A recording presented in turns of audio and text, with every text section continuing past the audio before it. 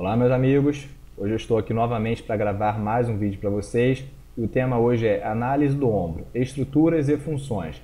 Para quem não me conhece, eu sou o professor Léo de Paiva Montenegro. Meu site é www.leodepaiva.com.br. Então hoje a temática, a gente vai descrever um pouquinho sobre as estruturas que compõem a articulação do ombro e as suas funções principais.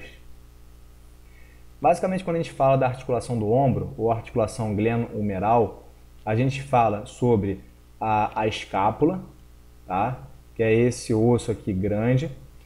Essa escápula, ela se conecta ou se articula com o húmero, tá? Nesse caso aqui se conecta a cabeça do húmero com a cavidade glenoide da escápula. Temos outras articulações também, como por exemplo a articulação acrômio-clavicular, e temos outra que é a externo-clavicular, que não está aparecendo aqui na imagem. Essa articulação glenohumeral, que é a da cabeça do húmero com a cavidade glenoide, ela é uma articulação não muito estável, porque a cavidade glenoide é uma cavidade rasa. No entanto, existe uma estrutura que é conhecida como lábio, que ela aumenta a congruência da cabeça do húmero com a cavidade glenoide, conferindo uma estabilidade um pouco maior. Essa articulação glenohumeral, ela é extremamente móvel, ou seja, ela permite diversos movimentos em diversos planos, mas a gente vai ver que existem outras articulações que podem limitar um movimento perfeito da glenohumeral. Então, quando a gente fala da cintura escapular, da articulação glenohumeral, dentre outras articulações da cintura escapular, a gente fala sobre escápula, a gente fala sobre acrômio, a gente fala sobre o processo coracoide, a gente fala sobre o húmero, a gente fala sobre a cavidade glenoide e fala sobre o lábio. Alguns músculos aqui que auxiliam na estabilização da escápula, como por exemplo o trapézio, tá? O trapézio é um músculo muito grande, ele vem lá da T12, vai até o occipital. Ele passa aqui também pela clavícula, pela borda espinhal da escápula. Ele tem feixes que fazem a elevação da escápula, ele tem feixes que fazem a retração da escápula, ele tem feixe que auxilia na depressão da escápula também. Então é um músculo que ele participa muito do processo de estabilização da escápula. Os romboides, ele também participam diretamente da retração da escápula, dessa forma também conferindo uma certa estabilidade para essa estrutura. Aqui nós temos alguns músculos importantes em relação à estabilidade dinâmica da articulação glenohumeral, que é conhecida como manguito rotador. O manguito rotador ele é composto por 4 músculos, sendo o supraespinhal, o infraespinhal, o redondo menor e o subescapular. Desses 4 músculos, 3 são rotadores externos do ombro e um é o rotador interno. Os rotadores externos são o supraespinhal, o infraespinhal, o redondo menor e o rotador interno é o subescapular. Os tendões desses músculos, eles se conectam na cápsula, aqui na cápsula articular da glenohumeral, e aumenta a conexão da cabeça do húmero com a cavidade glenoide, aumentando a estabilidade dessa articulação. Por isso que muitas vezes a gente escuta que é importante fortalecer os músculos do manguito rotador para aumentar a estabilidade da articulação glenohumeral.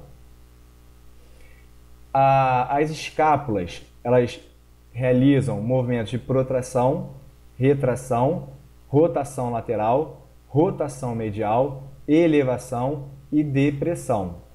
A gente vai perceber que geralmente os movimentos da escápula eles estão associados também com o movimento da articulação glenohumeral. E a gente vai ver que se a escápula ela não tem um movimento adequado, ou seja, se ela não tem a sua cinesia preservada, a movimentação da articulação glenohumeral ela fica prejudicada. Aqui nós temos um exemplo que confere a abdução de ombro até 90 graus.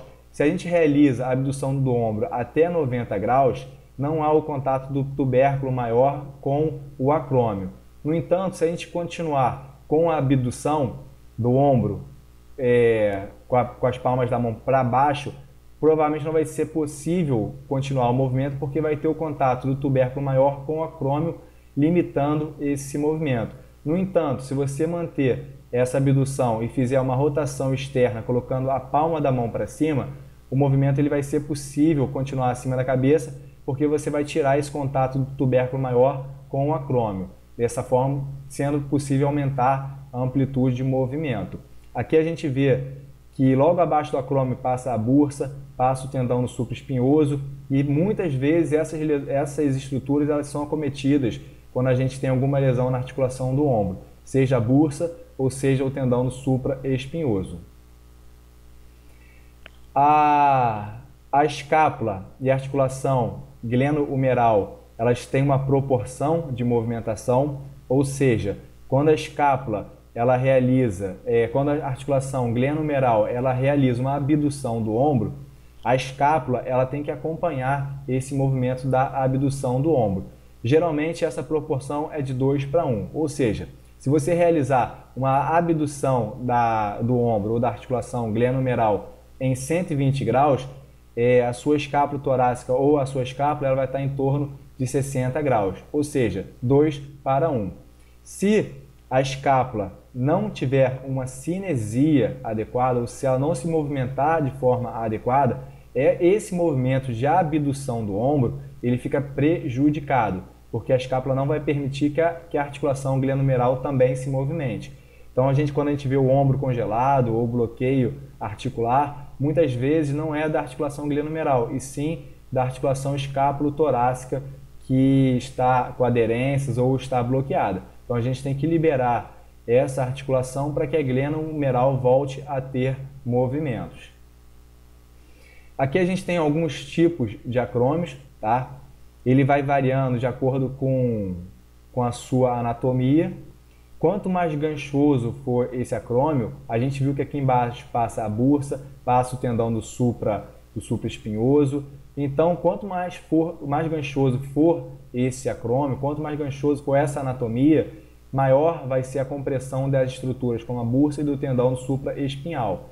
Então, muitas vezes a pessoa vai ter uma tendência maior a ter a síndrome do impacto, porque esse espaço aqui subacromial ele fica reduzido.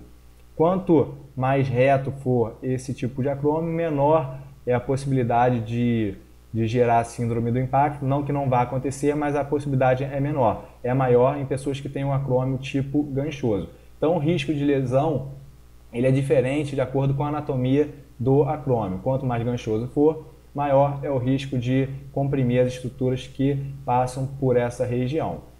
Beleza, gente? A gente falou um pouco sobre as estruturas que compõem a articulação glenohumeral, a gente falou um pouco das articulações que temos na cintura escapular, a gente falou um pouco sobre os tipos de acrômio, sobre o ritmo escápulo torácico, entre outras estruturas importantes que compõem todo esse sistema. A gente viu que muitas vezes o sistema ele é todo correlacionado, ou seja, às vezes um impedimento de movimentação da glenohumeral é por uma limitação da escápula torácica. Então a gente tem que avaliar e ver quais são as estruturas que estão limitando o movimento e possam estar gerando dor. Grande abraço e sucesso para todos!